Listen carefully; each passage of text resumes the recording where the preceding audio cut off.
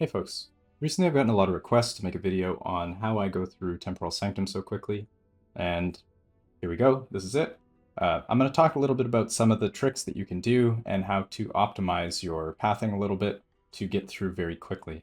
Now this is not new knowledge, I will get to the new stuff later, but first, if you're not aware, you can actually go through these walls in Temporal Sanctum. So the way it works is if you try to path through the wall, and you don't walk away or anything, this tells you that you can't go through this wall.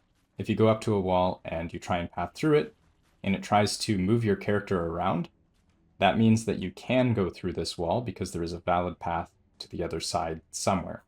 So if I try and go through this wall here, you can see nothing happens. If I try and go through this wall, I go right through to the other side. Pretty cool stuff. So this, as I said, is not new knowledge. People have been doing this for quite some time. But what is interesting is that depending on the skill that you're using to go around to the other side, you will have a different amount of reliability of actually getting there.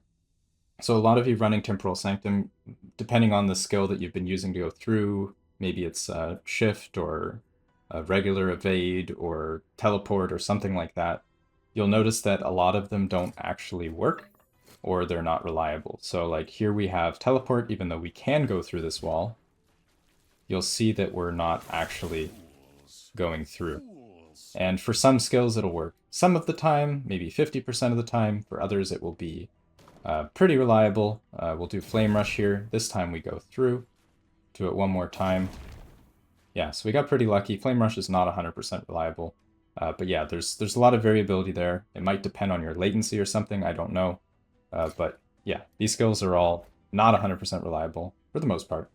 But what's really interesting is that the Flames of Midnight ring, which modifies your evade, actually makes your evade a 100% reliable way to go through the wall. And you can equip this ring for any class, so it could be mage, it could be druid or rogue or whatever, it doesn't really matter. You can just equip it, modify your evade, and you go right through the walls with no issue. And yeah, that's pretty much how that works. The other nice thing about Flames of Midnight is if you do have a Fire, Necrotic, or Void skill that you can use, you can also do a bit of a dash to move very quickly through areas. You can see how much ground I cover there with just one of those. Yeah, so this is an insane traversal skill to just move through, and it doesn't share a cooldown with your other traversals as well, because it's technically not a traversal, it's a movement.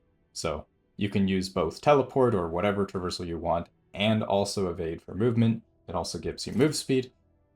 Basically what you need to know is equip this ring, and your Temporal Sanctum runs will be significantly faster and more consistent. It's also important that you make sure you're killing some monsters along the way, as once you kill a certain amount, it will reveal the exit locations if you haven't already found them. So that will help you path your way through and avoid any situations where you completely go the wrong direction. I've also found it's generally better to go through the center of the map rather than sticking to the edges, as there are a lot more connecting pathways, meaning it's much more likely that your pathing will take you around a blocking wall, which means you're more likely to be able to dash through it. Hopefully this helps a lot, and I will catch you guys in the next one. Cheers.